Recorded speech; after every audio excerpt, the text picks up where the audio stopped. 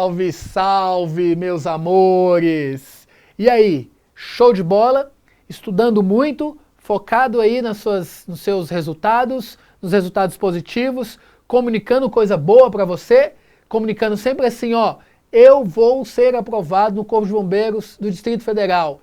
E essa comunicação, o que gera mesmo? Lembra lá dos vídeos anteriores, onde o professor falou assim, ó, comunicar bem gera o quê? Bons pensamentos. Então meus pensamentos são sempre que eu serei aprovado, eu já me vejo fardado, eu já me vejo trabalhando, eu já vejo até com o meu primeiro salário do Corpo de Bombeiro doando ao professor Edson. É uma boa ideia, hein? Pensa nisso aí. E aí esses pensamentos geram bons sentimentos e esses sentimentos, eles passam a gerar dentro de você uma crença. E essa crença é uma crença o quê? De realização. É uma crença fortalecedora. É aquela crença de que nada vai impedir que eu seja aprovado. Tudo aquilo que estiver ao meu alcance, eu vou fazer. Estudar, focar, me esforçar, me dedicar, eu tenho certeza. Essa é a receita do bolo para a sua aprovação. Antigamente, muito antigamente, a gente gostava de dizer assim, né? Não existe receita de bolo, depende de muitos fatores. Pessoal, com o passar do tempo, a gente aprendeu que é diferente, né? Tem receita do bolo? Sim. É só você fazer aquilo que está dentro do seu alcance. O que é o seu alcance? Estudar, se dedicar, focar, não é assim? Fazer a agenda programada, que o professor já ensinou para vocês. Agora, o que não depende de vocês é uma doença, um acidente, uma coisa que Deus o livre, isso não vai acontecer com você. Eu profetizo só coisas boas para sua vida, ok? Então, olha lá, meus amores, foca aí, pensa coisa boa, acredite que vai dar certo. Juntos nós vamos passar para o Corpo de Bombeiros do Distrito Federal, ok?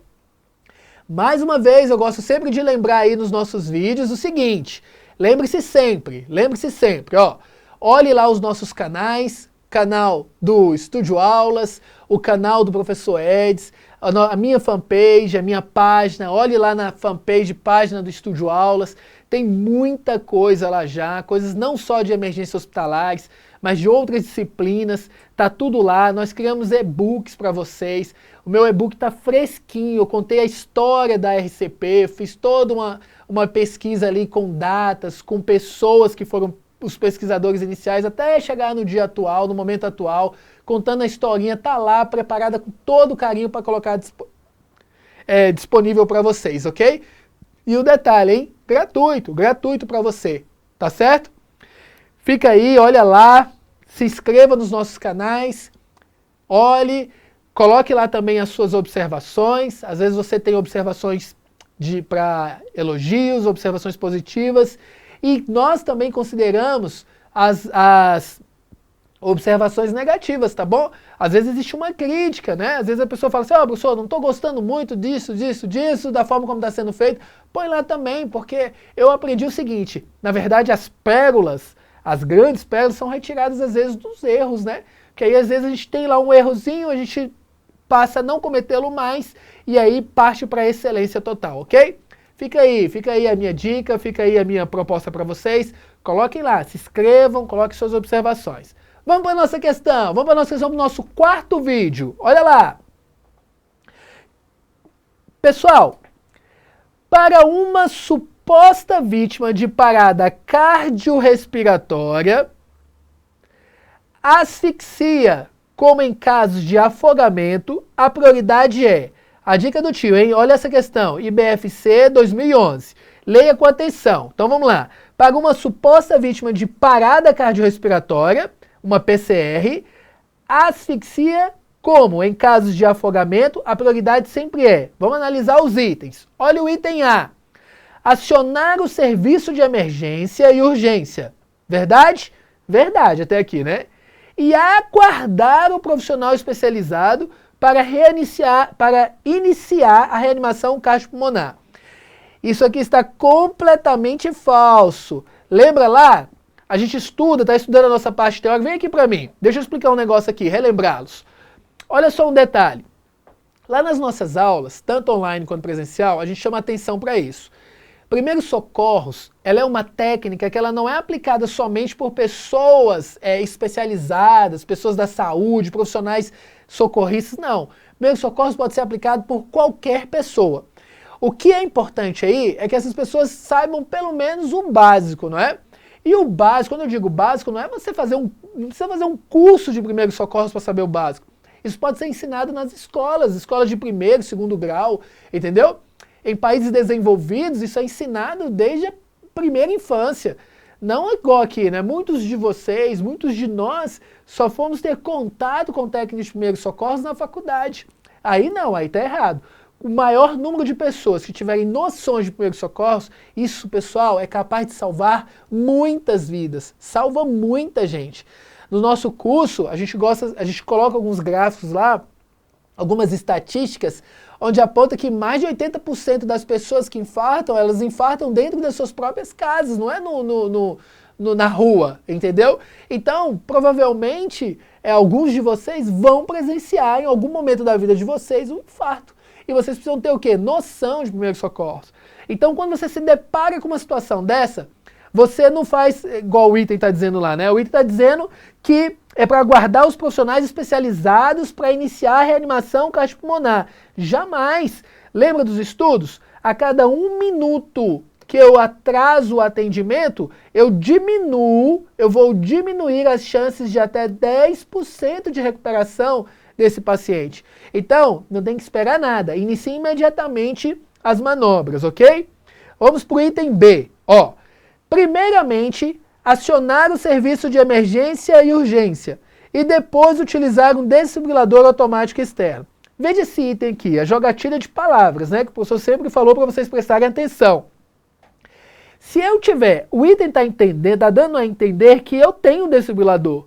E eu tenho um desfibrilador, então o que eu faço? Primeiro eu vou chamar a emergência e urgência, depois eu vou utilizá-lo. Está errado. Lá no Guideline 2015, o Guideline de 2015, vocês vão, quando vocês estudarem lá, e quem está estudando com a gente aí, está vendo o professor abordar isso. Ele diz o seguinte, se eu tiver o desfibrilador, principalmente em casos de, por exemplo, quando eu tenho uma situação de uma parada cardiorrespiratória presenciada, o desfibrilador está até já posicionado, o que eu faço? Entro com choque imediatamente. Nesse caso aqui, nesse item, se eu tenho um desfibrilador, o que eu faço? Identifiquei a parada cardiorrespiratória, o quadro de parada cardiorrespiratória, eu dou logo o choque. Eu entro com choque e já imediatamente chamo socorro lá, o pessoal especializado, já iniciando as manobras. Então esse item aqui é o item que a gente entende que é falso, porque está deixando subentendido que eu tenho um desfibrilador e mesmo tendo, eu primeiro vou chamar o socorro. Não, eu vou utilizar. Professor, e o desfibrilador? Qualquer pessoa utiliza? Não precisa ser pessoas especializadas? Não precisa. O desfibrilador é um equipamento de muito fácil utilização, ok? É autodidata, explicativo. Qualquer pessoa que tenha o mínimo de conhecimento de primeiros socorros consegue utilizá-lo, isso de uma forma muito, mas muito facilitada, ok? Vamos para o outro item. Olha o item. Item C. Aplicar compressões torácicas com ventilação de resgate por cerca de 5 ciclos e acionar o serviço de emergência e urgência simultaneamente à avaliação da parada cardiorrespiratória. Perfeito esse item, né? Olha só, eu inicio sempre com as compressões torácicas, lembra lá do cabide, que não é mais, hoje a gente não faz mais o ABC da vida, isso aqui deixou de existir, agora eu vou sempre utilizar o cabide. Compressões, vias aéreas, avaliação dessa via aérea, né, e ventilações. Então, olha lá, ó. Primeiro, realiza as compressões, perfeito, sempre com esses 5 ciclos. O que são esses 5 ciclos? Respeitando sempre as 30 compressões para 2 ventilações, divididas em 5 ciclos, onde eu vou ter um total de 100 compressões a 120 compressões por minuto, segundo o novo Guideline de 2015. E depois, né, o serviço de urgência e emergência, avaliar isso aí, realizando todo esse processo de forma simultânea, que é uma observação também feita pelo Guideline, eu vou avaliar a parada cardiorrespiratória e acionar o socorro. Beleza? Esse item aqui é um item o quê? Verdadeiro, show de bola, bem completinho. Olha a letra D. Usar o soco precordial, lembra daquele soco? Pá, Dr. House, né? Antes de acionar o serviço de emergência e urgência. Esse soco precordial, ele não vai ser aplicado nessa situação aqui, ok, pessoal? Então, não se aplica soco precordial. Alguns profissionais, vão ver alguns pessoas dizendo que ainda é feito. Mas não nesta situação, ok? Então ele está dizendo que primeiro eu vou lá, aí antes de estou fazendo a avaliação, eu já dou logo um soco, pá, na pessoa. Depois eu vou e chamo a emergência, avalio a situação. Não é nada disso. Esse item aí é o item o quê? Falso. Então qual é a letra correta? É a letra C. Aplicar compressões torácicas com ventilações de resgate por cerca de 5 ciclos, acionar o serviço de emergência e urgência simultaneamente à avaliação da parada cardiorrespiratória. Volta aqui para mim. Olha só, uma coisa legal, interessante nessa questão aqui. Coisas que a gente vem falando, né? Isso vai se tornando repetitivo e isso é importante, porque nós aprendemos com as repetições sobre forte impacto emocional. Não se esqueçam disso. É repetindo, repetindo, repetindo, repetindo até chegar à perfeição. Olha só que coisa legal, ó. Um resumão rápido disso aqui. Quando eu vou realizar o socorro, o que eu faço? Eu primeiro avalio a segurança da cena, minha segurança, a segurança do paciente. Uso EPIs, me aproximo do paciente e faço a avaliação, que a gente chama de estímulo verbal e doloroso, fazendo o estímulo em região hipotenar e supraclavicular, onde eu avalio tanto a resposta periférica quanto central. Depois disso, eu garanto a superfície rígida e plana, e no momento da avaliação ali, se tem o pulso carotídeo, sempre utilizando os dedos indicadores e médios e sem cruzar a traqueia, não é assim que a gente aprendeu? Eu toco por 10 segundos e avalio o pulso carotídeo. E ao mesmo tempo dessa avaliação, eu já avalio também, já solicito o socorro. Lembra lá? É onde está escrita essa coisa do simultâneo. Que o guideline ele chama atenção para isso, né? Chama bastante atenção. Fazer essa avaliação e de forma simultânea chamar o socorro. Feito isso, eu inicio as compressões, 30 compressões. Logo após, eu já hiperestendo, sempre fazendo com que a cervical ela fique imobilizada ali, muito bem protegida para evitar o agravamento de uma outra situação.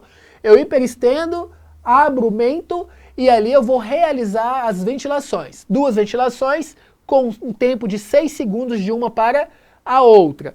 Dica importante, pessoal, importante, ó. Eu posso ter um quadro de parada respiratória e ter frequência cardíaca. O inverso não. Lembra que eu avaliei lá a frequência cardíaca, ou se tem batimento? Se não tem batimento, o paciente tem respiração? Lembra da brincadeira do tio? Se verificou o batimento, não tem batimento cardíaco, não tem frequência, e o paciente está respirando, corre, criatura, que isso é assombração, entendeu? Não existe essa possibilidade. Agora, a parada respiratória com frequência, isso pode existir, ok? E vai ser feito o quê? 5 ciclos de 30 compressões para 2 ventilações e diz o guideline que é de 100 a 120 compressões por minuto. Filho, você vai acertar isso, é garantido, é mole, primeiros socorros e emergências hospitalares. É por isso que Deus é bom. Ele colocou lá emergências hospitalares, peso 2, maior número de questões, porque ele quer que você seja aprovado. Fica aí a dica do professor Edson. Beijo no seu coração.